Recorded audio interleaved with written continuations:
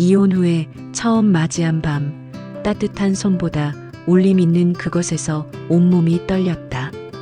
때 아닌 폭우가 내리는 이 밤, 그와 함께 정적이 흐르는 방에 남아 있습니다. 그리고 이혼 후 처음으로 그와 함께 마음을 나눴어요. 전혀 생각지 못한 일이었습니다. 남편과 자식에게 버림받고 다시는 이런 일이 없을 줄 알았는데 말이죠. 저는 그저 쭉 혼자 지내겠거니 싶었습니다. 하지만 마음을 기댈 곳을 찾았다는 생각이 저를 편안하게 했습니다. 그래도 힘들었던 제 과거를 잊기에는 오랜 시간이 걸릴 것 같네요. 이야기 시작하기 전 구독과 좋아요, 알림 설정 눌러주시고 여러분의 생각을 댓글로 남겨주세요. 저는 서인아입니다. 58세죠. 30년을 함께한 남편이 바람을 피웠습니다. 그날을 잊을 수가 없어요. 카페에서 만난 그 여자가 저에게 말했죠. 그 사람 제 남자예요. 부인 되시죠? 세상이 무너지는 소리가 들렸습니다. 귀가 멍멍했어요. 집으로 돌아가서 남편을 기다렸습니다. 평소처럼 저녁을 차려놓고 앉아 있었죠. 남편이 들어오자마자 물었어요. 당신 외도했죠? 남편은 태연했습니다. 아니, 너무 태연해서 더 끔찍했어요. 무슨 소리야? 너 요즘 이상해. 정신과 치료라도 받아봐. 그때부터 제 악몽이 시작됐습니다. 남편은 오히려 저를 고소했어요. 정신적으로 불안정하다면서요. 증거도 없이 의심만 한다고 했죠. 주변 사람들도 남편 편을 들었습니다. 이나 씨가 갱년기 때문에 예민해진 것 같다고 말하더군요. 법정에 섰을 때 절망했습니다. 남편 측 변호사는 제가 감정적으로 불안정하다는 증거들을 쏟아냈어요. 제가 화를 내며 남편과 다퉜던 녹음까지 제출했죠. 물론 그 녹음에는 남편이 저를 어떻게 몰아붙였는지는 나오지 않았습니다. 결국 딸의 양육권까지 빼앗겼어요. 20살 딸이 아버지 쪽으로 갔습니다. 판사는 안정적인 환경에서 자라는 게 좋겠다고 했죠. 그 말이 칼처럼 가슴을 찔렀어요. 딸은 그 후로 제 전화를 받지 않았습니다. 문자를 보내도 답이 없었어요. 마지막으로 통화했을 때 딸이 말했어요. 엄마, 그냥 혼자 좀 쉬어요. 아빠 말이 맞는 것 같아요. 그날 밤 텅 빈 집에서 혼자 저녁을 해먹었습니다. 식은 미역국을 끓여서 밥 한 공기와 함께 먹었어요. 국물이 짜다고 생각했는데 제 눈물이 떨어진 거였죠. 모든 게 부서졌습니다. 30년 결혼 생활도, 딸과의 관계도, 제 자존감도 모두요. 거울을 보니 늙은 여자가 서 있었어요. 주름진 얼굴에 핏기 없는 입술, 생기 없는 눈동자였죠. 더 이상 서울에 있을 수 없었습니다. 모든 것이 저를 비웃는 것 같았어요. 짐을 싸서 남해로 향했습니다. 바다가 보고 싶었거든요. 남해 바닷가 작은 마을에 도착했을 때는 해가 지고 있었습니다. 작은 찻집 앞에서 갑자기 어지러워졌어요. 며칠 제대로 먹지 못했던 탓이었죠. 그대로 쓰러졌습니다. 눈을 떴을 때 조용한 남자가 물 한 잔을 건네고 있었어요. 기댈 데가 없으신 분처럼 보이셨어요 라고 말하더군요. 그 말에 또 눈물이 났습니다. 정말 기댈 데가 없었거든요. 물을 건넨 남자의 이름은 정진수였습니다. 61세라고 하더군요. 얼굴에는 깊은 주름이 있었지만 눈빛은 따뜻했어요. 도자기 공방을 운영한다고 했죠. 몸이 많이 안 좋아 보이세요. 며칠 쉬어 가시는 게 어떨까요? 정진수가 조심스럽게 말했습니다. 저는 고개를 저었어요. 괜찮습니다. 숙소를 찾아보겠어요. 하지만 다리에 힘이 들어가지 않았습니다. 일어서려고 하니 또 어지러웠어요. 정진수가 제 팔을 잡아주며 말했죠.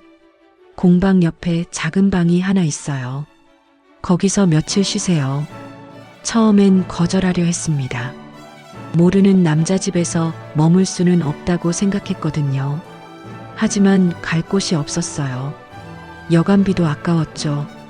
결국 고마움을 표하며 따라갔습니다. 공방은 생각보다 아담했어요. 흙냄새와 나무 냄새가 섞여 있었죠. 벽에는 크고 작은 도자기들이 놓여 있었습니다. 정진수가 보여준 방은 정말 작았어요. 침대 하나, 작은 책상 하나가 전부였죠. 불편하시겠지만 며칠만 참아주세요. 정진수의 목소리는 여전히 조용했습니다. 저는 고개를 숙이며 대답했어요. 정말 감사합니다. 그날 밤은 깊게 잠들었어요. 서울에 있을 때보다 훨씬 편안했죠. 새소리에 눈을 떴을 때 이미 해가 중천에 떠 있었습니다. 몇 시간을 잔 건지 알 수 없었어요. 침대 옆 작은 테이블 위에 머그컵 하나가 놓여 있었습니다. 유자차였어요.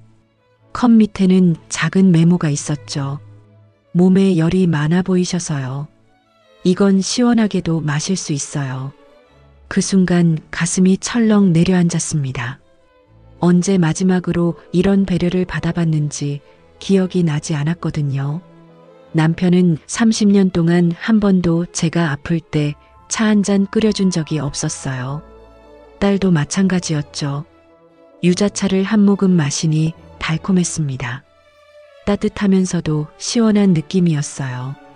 눈물이 또 났죠. 이번엔 슬픔이 아니라 고마움 때문이었습니다. 공방으로 나가니 정진수가 물레 앞에 앉아 있었어요. 흙을 빚고 있더군요. 손놀림이 능숙했습니다. 저를 보더니 미소를 지었어요. 주무시는 동안 방해하면 안 될 것 같아서 조용히 하려고 했는데 괜찮으셨나요? 네, 오랜만에 푹 잤어요. 제 대답에 정진수가 고개를 끄덕였습니다. 그러면 다행이에요. 아침은 드셨나요? 사실 배가 고팠어요. 하지만 더 이상 폐를 끼치고 싶지 않았죠. 괜찮습니다. 밖에서 먹을게요. 정진수가 손을 멈췄습니다. 같이 먹어요. 혼자 먹기엔 너무 많이 만들었거든요. 부엌에서 나는 된장찌개 냄새가 코끝을 자극했어요. 언제부터인가 제가 해먹는 음식엔 정성이 없었는데 이 냄새는 달랐습니다. 누군가를 생각하며 끓인 냄새였죠. 며칠이 지나자 정진수가 제안했습니다. 시간이 있으시면 도자기 한번 만들어 보세요. 마음이 편해질 거예요. 저는 망설였어요. 손재주가 없다고 생각했거든요. 하지만 정진수의 따뜻한 눈빛을 보니 거절할 수 없었죠. 정말 괜찮을까요? 망가뜨리면 어떡하죠? 괜찮아요. 흙은 다시 만들 수 있으니까요. 정진수가 웃으며 말했습니다. 물레 앞에 앉으니 떨렸어요. 정진수가 제 뒤에서 조용히 설명해 주었죠. 먼저 흙을 만져보세요. 느낌이 어떤가요? 차갑고 축축한 흙이 손에 닿았습니다. 이상하게 마음이 진정되더군요. 오랫동안 잊고 있던 감촉이었어요. 어릴 때 비 온 뒤 흙장난을 하던 기억이 났죠. 이제 천천히 올려보세요. 정진수의 목소리가 귓가에 들렸습니다. 발로 물레를 돌리기 시작했어요. 흙이 빙빙 돌면서 모양을 만들어갔죠. 처음엔 잘 되는 것 같았어요. 작은 그릇 모양이 나오고 있었거든요. 정진수도 잘하고 계세요라고 격려해 주었죠. 그때 기분이 좋았습니다. 오랜만에 뭔가를 해내고 있다는 느낌이었어요. 하지만 찻잔을 만들려고 위를 좁혀가는 순간 문제가 생겼습니다. 손이 갑자기 떨렸어요. 법정에 섰을 때의 기억이 스쳐 지나갔거든요. 판사가 양육권은 아버지에게라고 말하던 순간이요. 손이 흔들리자 찻잔이 비틀어졌습니다. 벽이 무너져 내리더니 그대로 주저앉았어요. 물레가 계속 돌면서 흙덩어리만 남았죠. 아, 죄송해요. 저는 당황해서 손을 뺐습니다. 그런데 그 순간 눈물이 터져 나왔어요. 저 같네요. 보기엔 멀쩡했는데 결국 깨져버렸네요. 정진수는 아무 말 없이 물레를 멈췄습니다. 그리고 조용히 무너진 흙조각들을 주워 담기 시작했어요. 하나하나 정성스럽게 모으더군요. 왜 주워요? 어차피 망가진 거리요. 제가 말했습니다. 목소리가 떨렸어요. 정진수가 고개를 들어 저를 바라봤습니다. 진흙도 다시 빚으면 더 단단해져요. 사람도 그래요. 그 말에 뭔가 꽉 막혔던 가슴이 뻥 뚫리는 느낌이었습니다. 처음으로 마음을 내려놓을 수 있었어요. 지금까지 저는 제가 완전히 망가졌다고 생각했거든요. 다시는 일어날 수 없을 거라고 여겼죠. 정진수가 계속 말했습니다. 저도 이혼했어요. 그때 모든 게 끝났다고 생각했죠. 하지만 흙을 만지면서 깨달았어요. 부서진 게 끝이 아니라 새로운 시작일 수도 있다는 걸요. 정말 그럴까요? 제가 물었습니다. 그럼요. 이 흙도 처음엔 그냥 진흙이었어요. 무너지고 부서지기를 반복하면서 지금의 모습이 된 거죠. 정진수가 흙덩어리를 보여주며 말했어요. 저는 그때 처음으로 희망이라는 걸 느꼈습니다. 아주 작은 희망이었지만 분명히 있었어요. 제가 다시 일어설 수 있을지도 모른다는 생각이 들었죠. 일주일째 되던 날 밤 갑자기 폭우가 쏟아졌습니다. 바람도 거세게 불었어요. 창문을 두드리는 빗소리가 무서울 정도였죠. 그때 전기가 나갔습니다. 온 마을이 캄캄해졌어요. 제 방에서 밖을 내다보니 어디에도 불빛이 보이지 않았습니다. 혼자 있기가 무서웠어요. 공방에서 정진수의 목소리가 들렸습니다. 이나 씨, 괜찮으세요? 저는 문을 열고 나갔어요. 네, 괜찮아요. 언제쯤 전기가 들어올까요? 아마 내일 아침까지는 어려울 것 같아요.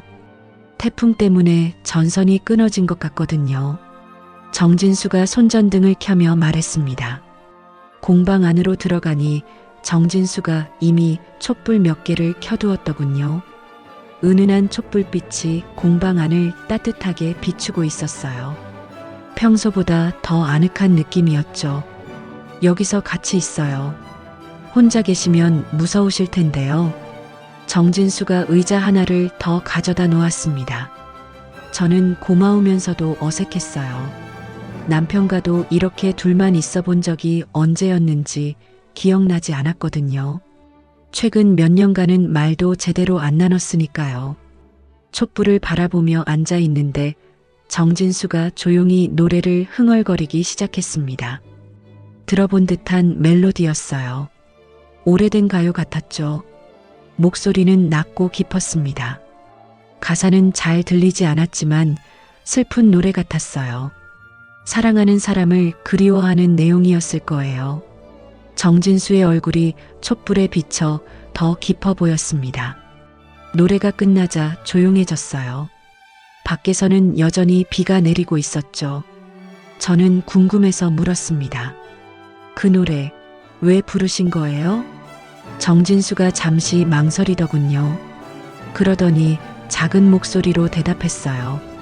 저도 누군가를 기다려 본 적 있거든요. 기다리셨다고요? 네. 아내가 떠난 후에도 한동안 기다렸어요. 언젠가 돌아올 거라고 생각했죠. 정진수의 목소리가 더 낮아졌습니다. 그 말을 듣고 가슴이 아팠어요. 저도 아직 딸이 다시 연락할 거라고 기대하고 있었거든요. 매일 휴대폰을 확인하면서 혹시나 하고 기다리고 있었죠. 결국 오지 않으셨나 봐요. 제가 조심스럽게 말했습니다. 네. 그런데 이상해요. 어느 순간부터는 오지 않아도 괜찮더라고요.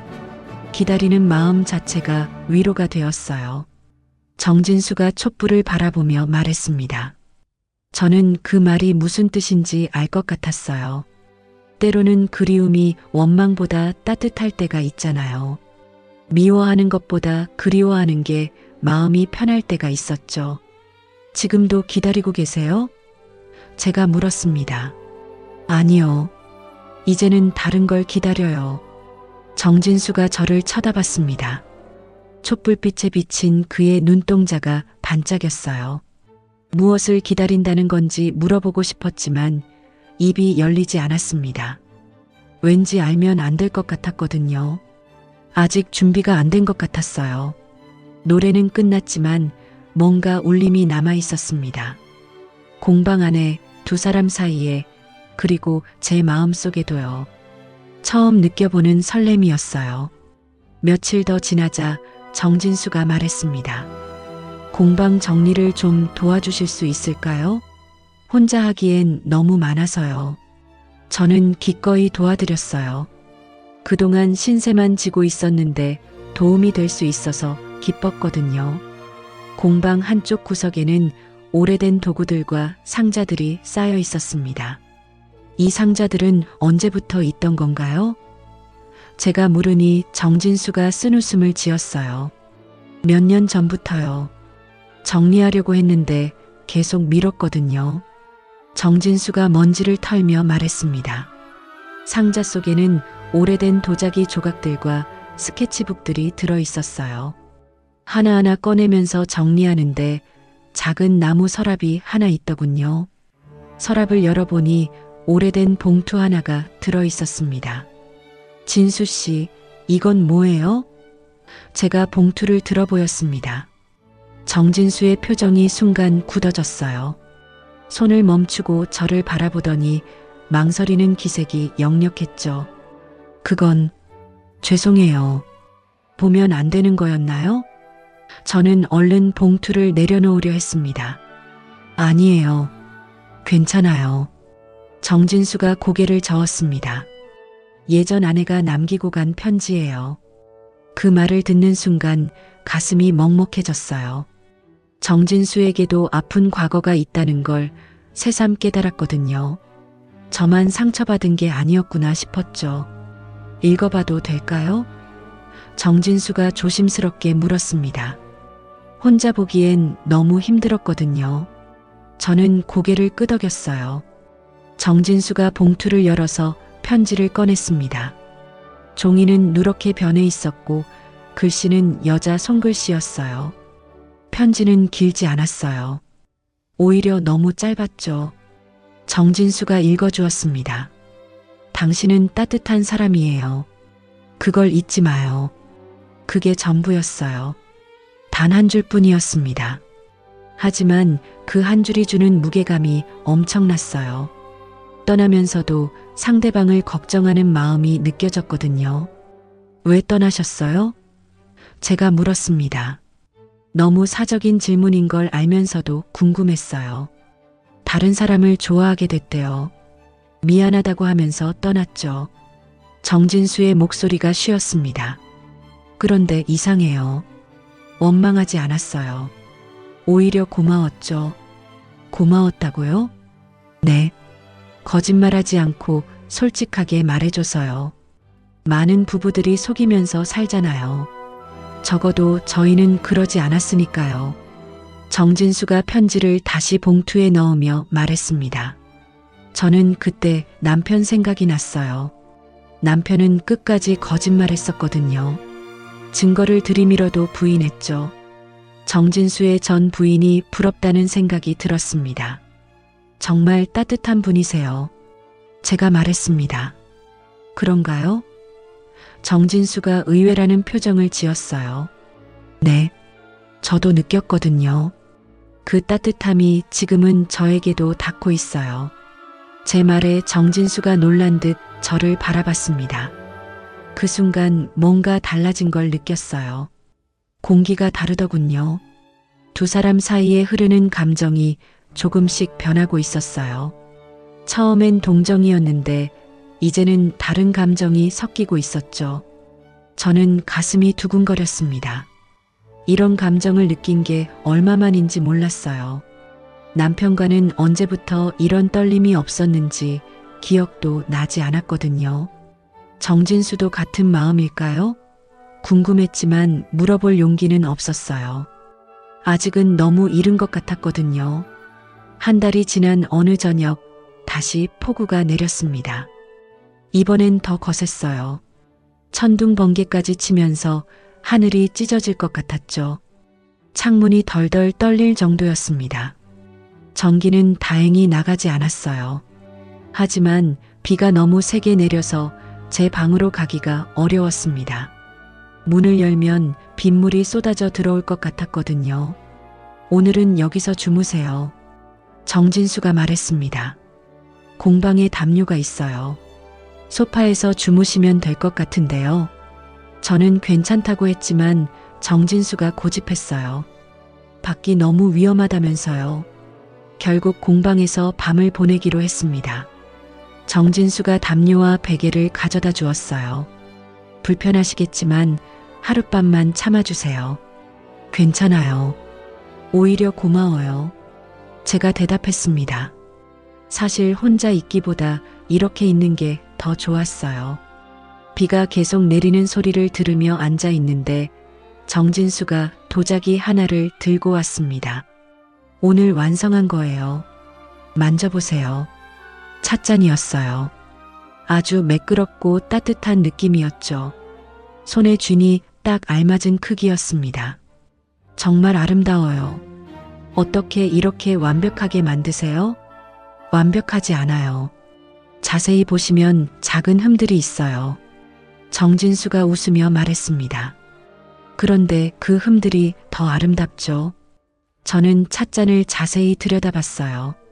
정말 작은 자국들이 있었습니다. 하지만 그것들이 오히려 개성처럼 보였어요. 다 만들고 나면 손끝에서 울림이 와요.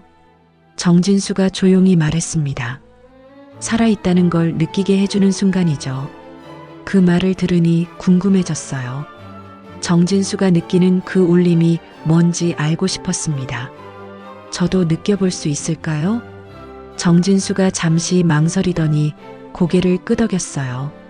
손을 내밀어 보세요. 저는 조심스럽게 손을 내밀었습니다.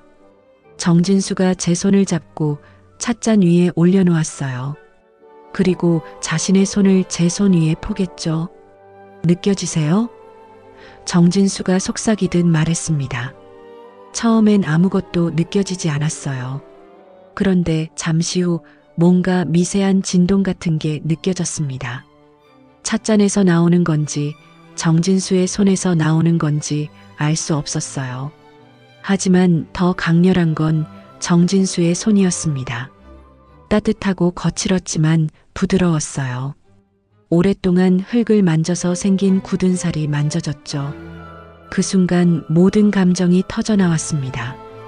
외로웠던 마음, 상처받았던 기억, 그리고 새롭게 느끼는 설렘까지 모든 게 한꺼번에 몰려왔어요. 손끝에서 전해지는 온기가 온몸으로 퍼졌습니다. 이혼 후 처음 느껴보는 떨림이었어요. 남편과 손을 잡았을 때도 이런 느낌은 없었거든요. 정진수도 뭔가를 느꼈는지 손을 떼지 못하고 있었습니다. 두 사람 모두 숨소리가 거칠어졌어요. 공방 안에는 빗소리와 함께 묘한 긴장감이 흘렀죠. 인화 씨, 정진수가 제 이름을 불렀습니다. 목소리가 평소보다 낮았어요. 저는 고개를 들어 정진수를 바라봤습니다. 그의 눈동자가 흔들리고 있었어요. 제 마음과 같았죠. 그때 천둥이 크게 울렸습니다. 깜짝 놀란 저는 손을 뺐어요. 그리고 얼굴이 빨개진 채로 고개를 숙였습니다. 죄송해요. 제가 작은 목소리로 말했습니다. 아니에요. 저야말로. 정진수도 당황한 듯 말을 흐렸습니다. 하지만 우리 둘 다 알고 있었어요. 뭔가 돌이킬 수 없는 선을 넘었다는 걸요. 그날 이후 며칠 동안 저와 정진수는 어색했습니다. 서로 눈을 마주치기가 힘들었어요. 그런데 마음 한편으로는 계속 그 순간이 떠올랐죠. 손끝에서 느꼈던 그 떨림 말이에요. 정진수는 평소보다 더 조심스럽게 행동했습니다. 말수도 줄었고요. 저도 마찬가지였어요. 뭔가 말하고 싶었지만 용기가 나지 않았거든요. 그러던 어느 날 갑자기 딸 생각이 났습니다. 한 달 넘게 연락을 안 했는데 안부라도 물어봐야겠다 싶었어요. 아니, 사실은 정진수와의 일이 있고 나서 더 그리워졌던 것 같아요. 휴대폰을 들고 한참을 망설였습니다. 받을까요? 또 차갑게 대하면 어떡하죠? 하지만 딸은 제 유일한 가족이었어요. 용기를 내서 전화를 걸었습니다. 한참 후에 딸이 받았어요. 왜요? 첫 마디부터 차갑더군요. 어떻게 지내니? 엄마가 보고 싶어서. 제가 조심스럽게 말했습니다. 잘 지내요. 바쁘니까 할 말만 해요. 딸의 목소리에는 짜증이 섞여 있었어요. 엄마가 지금 남해에 있어. 바다가 보이는 곳이야. 공기도 좋고. 제가 말하려는데 딸이 끊었습니다. 엄마, 뭐 하려고 그러세요? 그냥 조용히 사세요. 그 말에 가슴이 아팠어요. 하지만 포기할 수 없었습니다. 엄마가 도자기도 배우고 있어. 새로운 사람도 만났고. 엄마, 그 나이에 뭘 새로 시작하려고 그래요. 그냥 조용히 살아요. 딸의 목소리가 더 차가워졌습니다. 그 순간 숨이 막혔어요. 제가 뭔가 잘못된 일을 하고 있는 것 같았거든요. 58세에 새로운 사랑을 꿈꾸는 게 우스꽝스러운 일인가 싶었죠. 사람들이 뭐라고 할 텐데요. 아빠는 벌써 새 사람과 살고 있는데 엄마까지 그러면 어떡해요. 딸의 말에 더 절망스러웠습니다. 남편은 이미 새 여자와 살고 있다는 거잖아요. 그런데 저만 혼자 조용히 늙어가라는 건가요? 알겠어. 엄마가 생각이 짧았나 봐. 제가 힘없이 말했습니다. 전화를 끊고 나서 한참을 울었어요. 딸의 말이 계속 머릿속에 맴돌았습니다. 그 나이에 뭘 새로 시작하려고 그래. 정말 그런 걸까요? 58세는 모든 걸 포기하고 살아야 하는 나이일까요? 공방으로 가니 정진수가 물레 앞에 앉아 있었습니다. 제 울먹거리는 모습을 보더니 놀라는 기색이었어요. 무슨 일이세요? 정진수가 다가와서 물었습니다. 저는 딸과의 통화 내용을 다 얘기했어요. 울면서 말하니 중간중간 말이 끊어졌죠. 정진수는 조용히 들어주었습니다. 딸이 맞는 말을 한 것 같아요. 저 같은 나이에 무슨 새로운 시작이겠어요. 제가 말했습니다. 정진수가 제 손을 잡았어요. 이나 씨, 사람 눈보다 당신 마음이 더 중요해요. 하지만 딸도 언젠가는 이해할 거예요. 지금은 아버지 편에 서 있지만 시간이 지나면 엄마 마음을 알게 될 거라고요. 정진수의 목소리가 따뜻했습니다. 정말 그럴까요? 네. 그리고 나이는 숫자일 뿐이에요. 마음이 젊으면 몇 살이든 새로 시작할 수 있어요. 정진수가 제 눈을 바라보며 말했습니다. 그 말을 듣고 뭔가 결심이 섰어요. 저는 고개를 끄덕이며 말했습니다. 이번엔 내 인생을 내가 선택할래요. 딸의 승인이 없어도 세상 사람들이 뭐라고 해도 상관없었어요. 제 마음이 더 중요했으니까요. 그 결심을 한 후 모든 게 달라졌습니다. 정진수와 저 사이의 어색함도 사라졌어요. 오히려 더 자연스러워졌죠. 서로의 마음을 확인했으니까요. 몇 달이 흘렀습니다. 계절이 바뀌면서 저도 완전히 달라졌어요. 공방 일도 익숙해졌고 도자기 실력도 늘었죠. 무엇보다 얼굴에 생기가 돌았습니다. 어느새 저와 정진수는 함께 공방을 운영하고 있었어요. 정식으로 동업을 한 건 아니었지만 손님들이 오면 함께 맞았고 같이 작업했죠. 마을 사람들도 자연스럽게 받아들여 주었습니다. 아침이면 함께 커피를 마시며 하루 계획을 세웠어요. 정진수는 큰 화분이나 항아리를 만들고 저는 찻잔이나 접시 같은 작은 것들을 만들었죠. 손님들은 저희 작품들을 보고 부부 같다고 말하곤 했습니다. 오후가 되면 나란히 앉아서 작업했어요. 물레소리가 공방 안에 울려 퍼졌죠. 때로는 대화를 나누고 때로는 조용히 집중했습니다. 그 시간들이 참 평화로웠어요. 정진수의 손놀림을 지켜보는 것도 즐거웠습니다. 거친 흙덩어리가 그의 손을 거쳐 아름다운 그릇으로 변하는 모습이 신기했어요. 저도 이제 제법 그럴듯한 작품을 만들 수 있게 됐죠. 많이 늘었어요.